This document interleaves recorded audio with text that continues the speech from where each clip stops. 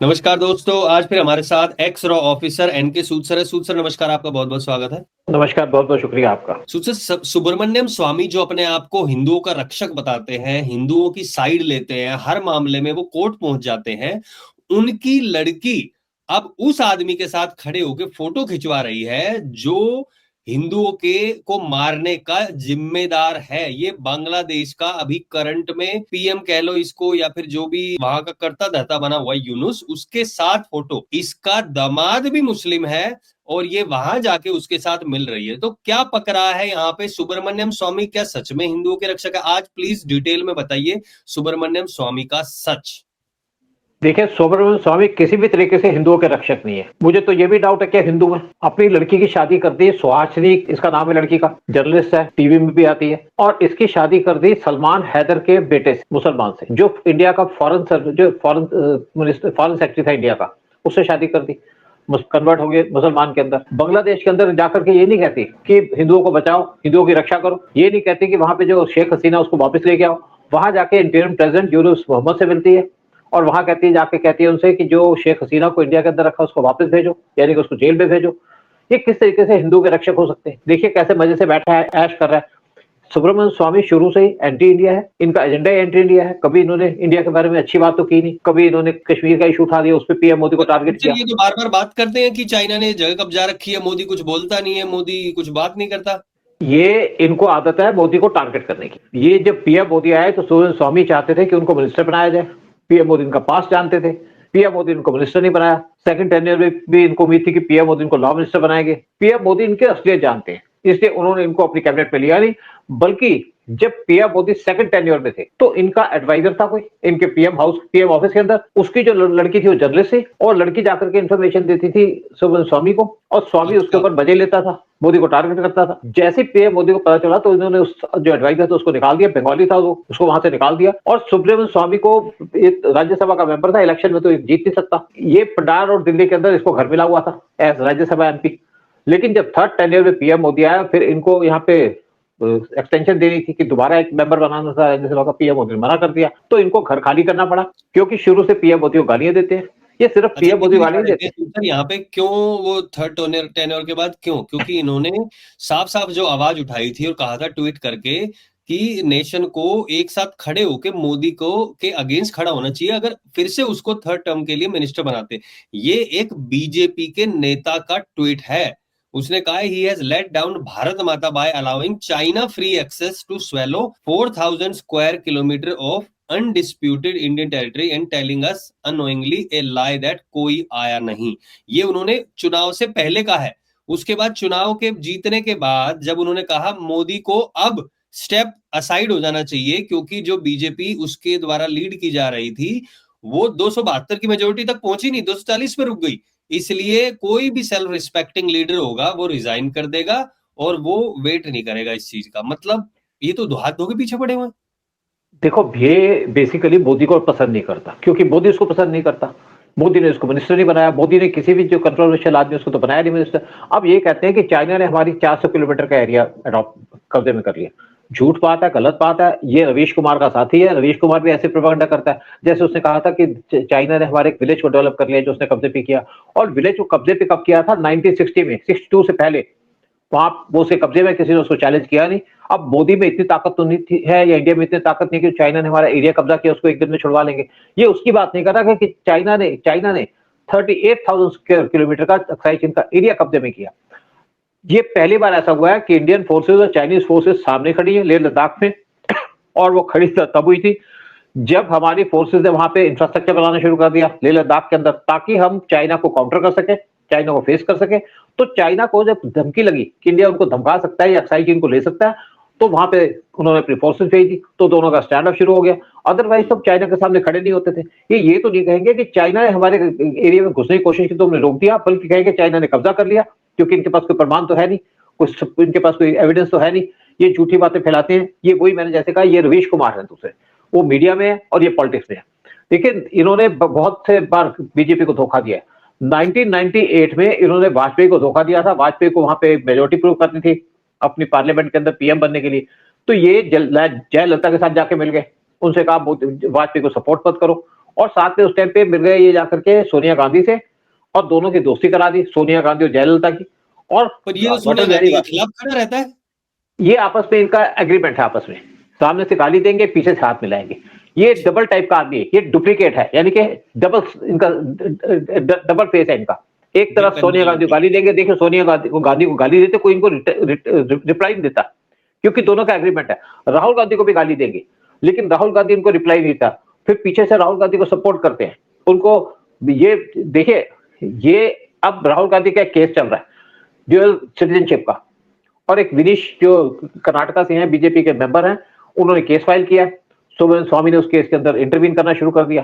Case file हुआ था Allahabad high court में, और स्वामी ने केस फाइल कर दिया दिल्ली हाई कोर्ट के अंदर कि इनकी ड्यूअल सिटीजनशिप है।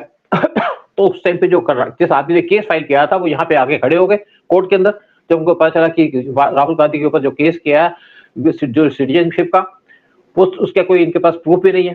प्रूफ उस आदमी के पास है, और सुब्रमण्यम स्वामी ने उनसे फोन पे बात की थी, क्योंकि जब हमने पिछली बार वीडियो बनाया था, तो मैंने इसकी इंक्वायरी की पूरी जाकर के कि क्या चक्कर है, क्यों सुब्रमण्यम स्वामी इसके ऊपर अपना इंटरवीन कर रहे हैं।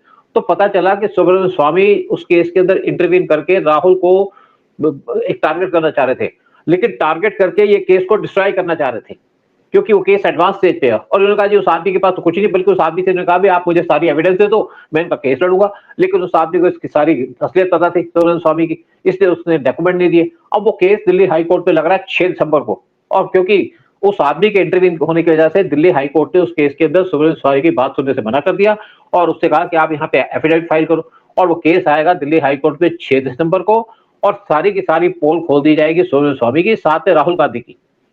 और ये आदमी, मतलब मैंने ये कहा कि केस में एक बार घुसते हैं, लेकिन उसके बाद ये फिर भाग लेते हैं वहां से।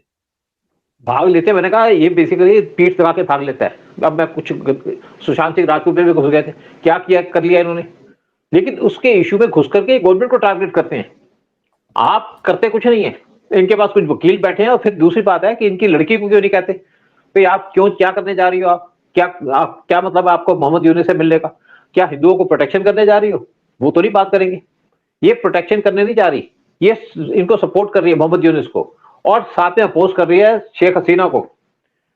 वहां जो बांग्लादेश के अंदर ऐसी हालत है कि वहां पे एक प्रिंसिपल है स्कूल का जो हिंदू है, वहां पे फोर्सेस भी खड़ी हैं, आर्मी के लोग खड़े हैं, उससे जबरदस्ती रेजिग्नेशन लिया जा रहा है कि इस पोस्ट से रिजाइन करो, मतलब लोगों को नौकरी से निकाला जा रहा है बांग्लादेश के अंदर। यहाँ पे तो सुब्रमण्यम स्वामी कुछ नहीं बोलेंगे, यहाँ पे इनकी जो लड़की है सिहासनी, वो भी कुछ नहीं बोलेगी, वैसे भी मुस्लिम हो चुकी है, उसको देश से क्या लेना वो तो।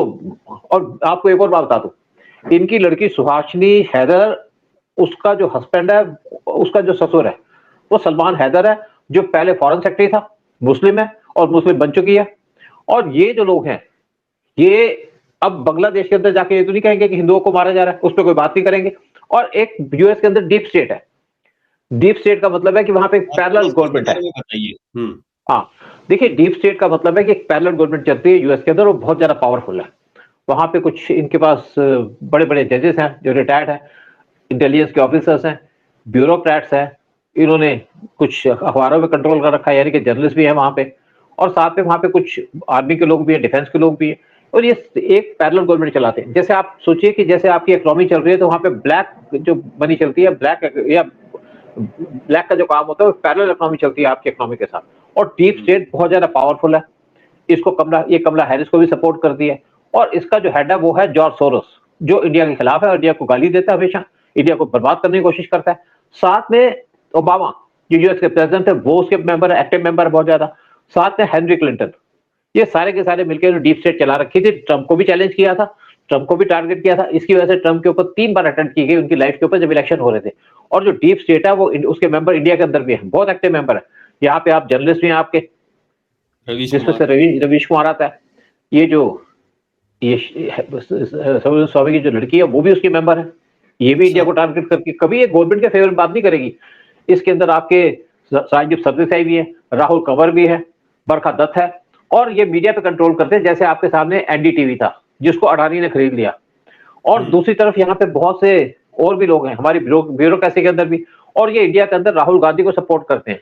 और जो डीप स्टेट है वो ये नहीं चाहती इंडिया प्रोग्रेस करे, बल्कि वो ऐसे काम करके जैसे राहुल गांधी बात करते थे कि जब इलेक्शन हुआ था यूएस के अंदर, एक तरफ तो वहां भी इशू उठाया जा रहा था कि ट्रंप आएंगे तो यहाँ पे डेमोक्रेसी खतरे में पड़ जाएगी, दोबारा इलेक्शन नहीं होंगे, डिक्टेटरशिप हो जाएगी। इसी तरीके का कैंपेन चल रहा था इंडिया के अंदर कि डेमोक्रेसी खतरे में है, मोदी आएंगे तो यहाँ पे दोबारा इलेक्शन नहीं होंगे। और दूसरी बात है कि ये लोग इलीगल लोगों को सपोर्ट करते हैं, जैसे बांग्लादेशी इलीगल इंडिया के अंदर घुसे हुए हैं, उसको डीप स्टेट के लोग सपोर्ट करते हैं। इंडिया के अंदर जो डीप स्टेट है, जो पार्ट है यूएस की डीप स्टेट का, जैसे जिसके अंदर सुहासिनी हैदर भी है, और यूएस के अंदर भी वहां पे बहुत से इलीगल लोग हैं। आपने देखा जब इस टाइम पे ट्रंप पावर में आए हैं, सबसे पहले काम क्या कर रहे हैं, वो कह रहे हैं जितने भी यहाँ पे इलीगल लोग हैं उनको हटाया जाएगा। और इसी तरीके से मोदी भी ये काम करने जा रहे हैं। बहुत जल्दी जब ट्रंप पावर में आएंगे तो यहाँ से जितने बांग्लादेशी हैं उनको धक्के मार के निकाल दिया जाएगा इंडिया से। इसके ऊपर अमित शाह भी स्टेटमेंट दे चुके हैं, लेकिन हाँ। स्वामी उसके ऊपर कुछ नहीं बोलेंगे कि बांग्लादेशी यहाँ पे घुसे। और दिल्ली की जो पुलिस है उसको एक ऑर्डर, बांग्लादेशियों के हाँ, ऊपर दिल्ली की जो पुलिस है उसको एलजी ने ऑर्डर दिया, जितने भी लोग इलीगल बैठे हैं यहाँ पे उनको पकड़ो, आइडेंटिफाई करो, फिर उसको निकालेंगे। इंडिया भी ये काम करने जा रहा है, क्योंकि अगर देश को बचाना है तो उसमें सबसे पहले जो कदम इंडिया को उठाना पड़ेगा, वो उठाना पड़ेगा जो इलीगल बांग्लादेशी बैठे हैं, रोहिंग्यास बैठे हैं, क्योंकि इससे हम बांग्लादेश को भी सबक सिखाएंगे। और गवर्नमेंट ये प्लान करे जो बांग्लादेशियों को दिल्ली से, झारखंड से, असम से या त्रिपुरा से निकाला जाएगा, उनको ट्रकों में भरा जाएगा और बॉर्डर के पास उनको धक्का देके बांग्लादेश के अंदर घुसा दिया जाएगा और एक कहा जाएगा कि जो वापस आएगा उसको गोली मार देंगे। क्योंकि ये काम हम तभी कर पाएंगे जब डोनाल्ड ट्रंप पावर में आएंगे। और डोनाल्ड ट्रंप ने अपनी जो उसके मिनिस्टर बनाए हैं, ज्यादातर मिनिस्टरों में बनाया हिंदूस, या हिंदुओं को सपोर्ट करने वाले या मोदी को सपोर्ट करने वाले, क्योंकि डोनाल्ड ट्रंप भी राइटिस्ट है, मोदी भी राइटिस्ट है। तो ये काम किया जा रहा पहले तो है। वो अपने देश का ही देखेगा, लेकिन हाउस में कई हिंदू भी हैं और बांग्लादेश की आपने यहाँ पर बात की। आई थिंक जो जो कोर इशू है, दो चीजें जो बांग्लादेश से लोग आते हैं वो मुझे दिखाई देती है। पहला तो जो बॉर्डर से आते हैं, पहली बात तो वहीं पे कैसे रोका जाए। दूसरा, जो लोग फेक आधार कार्ड बनाते हैं, ये चीज इसके ऊपर कैसे सख्ती लाई जाए कि ऐसे किसी के भी आधार कार्ड ना बन सके। जब आधार कार्ड नहीं बनेंगे, क्योंकि ये लोग क्या करते हैं, आधार कार्ड बनते ही फिर सारी चीजें आते हैं। अभी आई थिंक 16 लोगों को पकड़ा है जो जिनके पास बैंक अकाउंट्स, सारी चीजें, वो मैंने ट्वीट भी किया था, बैंक अकाउंट्स एक से लेके एक सारी चीजें थी उनके। 16 लोगों का ग्रुप था, वो नौकरी की तलाश में इधर उधर घूम रहे थे और वो कई सालों से यहाँ रह रहे हैं। तो आई थिंक ये दो चीजें हैं, पहले वहां पे बॉर्डर पे ही किस तरीके से वहां पे रोकथाम की जाए।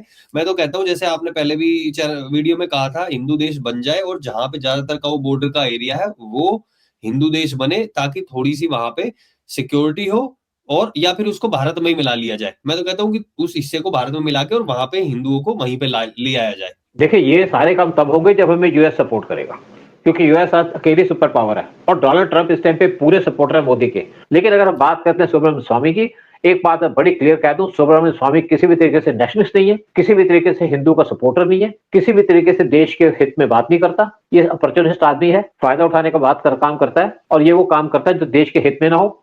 अगर ये राहुल गांधी को गालियां देता है, बाद में पीछे से जाके हाथ मिला लेता है और केस कभी इसका आगे प्रोग्रेस करता नहीं। आप एक भी केस बता दो जिसके अंदर सुब्रमण्यम स्वामी ने कोई काम किया हो। अब उसकी जो लड़की गई है सुहासिनी हैदर, जो हिंदू नहीं है, मुसलमान बन चुकी है, यानी कि लव जिहाद दूसरे टाइप का है, ये एग्रीमेंट करके शादी की है, मुस्लिम बन के चली जाती है बांग्लादेश के अंदर, हिंदुओं की सपोर्ट नहीं कर रही, हिंदुओं के लिए बात नहीं कर रही। वो कह रही है जो हिंदू सपोर्टर थी शेख हसीना, उसको बांग्लादेश को हैंडओवर कर दो ताकि उसको फांसी दे दी जाए। हिंदुओं पे अत्याचार की बात करनी है तो करो। और जो बात करता है बार बार सुब्रमण्यम स्वामी कि चाइना ने हमारे 4000 किलोमीटर का एरिया कब्जे में कर लिया है, दिखा दे कोई इसके पास एविडेंस है तो।